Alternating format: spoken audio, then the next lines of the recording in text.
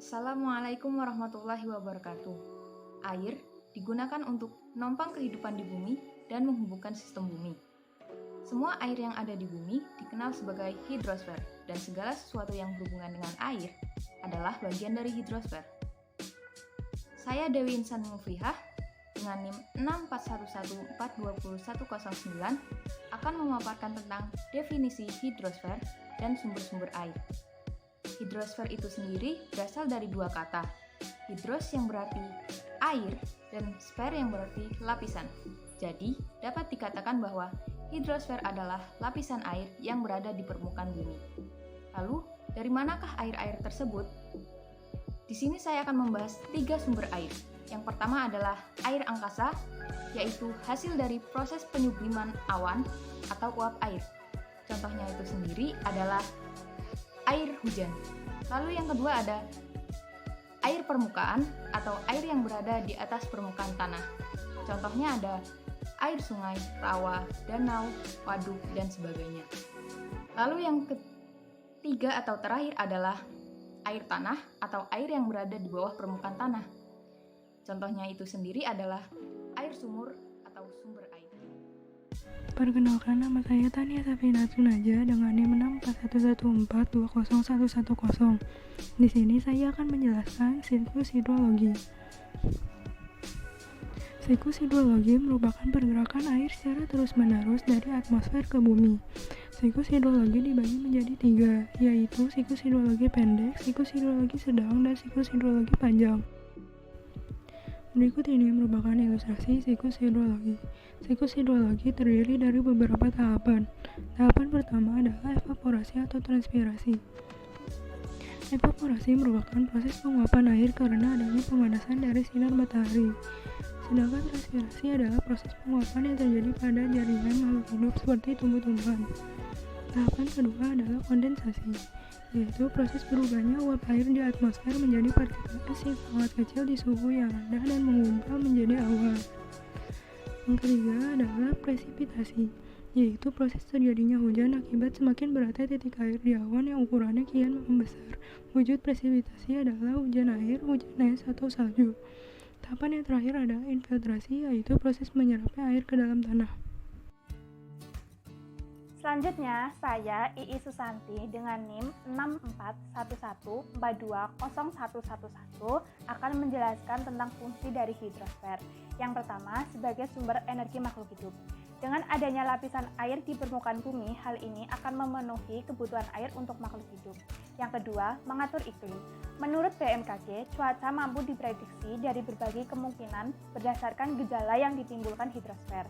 Yang ketiga, dapat mengendalikan peristiwa alam.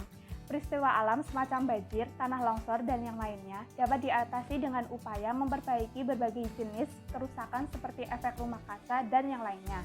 Sehingga dengan menjaga keseimbangan melalui hidrosfer, kehidupan di bumi bisa terhindar dari berbagai peristiwa buruk dan yang lainnya. Yang keempat, dapat dimanfaatkan sebagai mata pencaharian masyarakat. Hidrosfer menjadi salah satu habitat hewan laut, sehingga dapat dimanfaatkan sebagai sumber pendapatan dan mata pencaharian masyarakat, khususnya bagi nelayan. Yang kelima, sebagai sarana transportasi. Sebagian wilayah bumi tertutup perairan yang dapat memisahkan wilayah satu dengan yang lainnya, sehingga fungsi dari perairan itu yaitu sebagai sarana transportasi yang menghubungkan satu wilayah dengan wilayah lainnya. Oke teman-teman, selanjutnya saya Rizka Fitri Ramadhani dengan NIM 64114201113 akan melanjutkan materi tentang permasalahan air global. Nah teman-teman, sebenarnya PBB sudah memperingatkan kita bahwa saat ini dunia berada dalam bahaya krisis air global. PBB dan Bank Dunia membuat sebuah laporan berdasarkan hasil penelitian mereka selama 2 tahun dan menyatakan bahwa saat ini 40% populasi dunia mengalami kelangkaan air.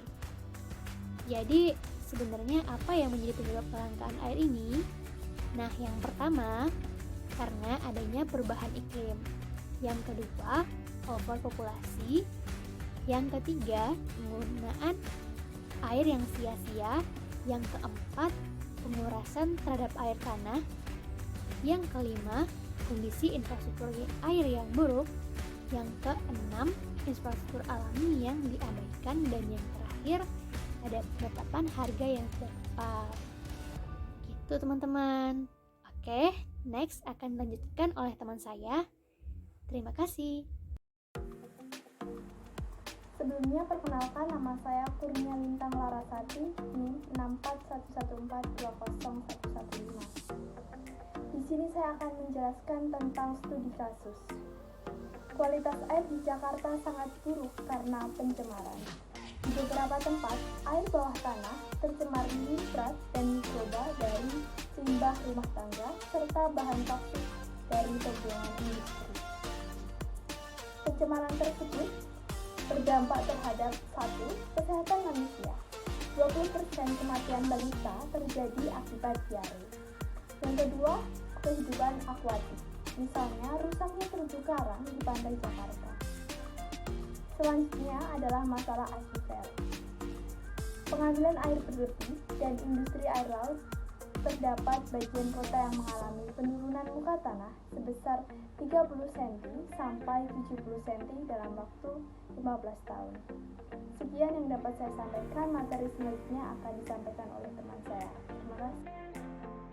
Assalamualaikum warahmatullahi wabarakatuh. Perkenalkan, nama saya Ahmad Nurhoza Mubarak, NIM 6411420. Di sini saya akan menjelaskan tentang cara penanggulangan masalah hidrosfer. Hidrosfer merupakan lapisan air yang ada di permukaan bumi. Bencana yang mungkin terjadi adalah banjir dan tsunami. Untuk mengurangi resiko bencananya bisa melalui cara-cara. Yang pertama, reboisasi. Yang kedua, membuang sampah pada tempatnya. Yang ketiga, membuat sistem drainase air yang baik. Yang keempat, melakukan sosialisasi tangkap bencana kepada masyarakat. Yang kelima, mengenali tanda-tanda bencana tsunami seperti air laut surut, terjadi gempa tektonik sebesar 6,5 skala liter di dalam laut. Sekian presentasi dari kelompok kami. Wassalamualaikum warahmatullahi wabarakatuh.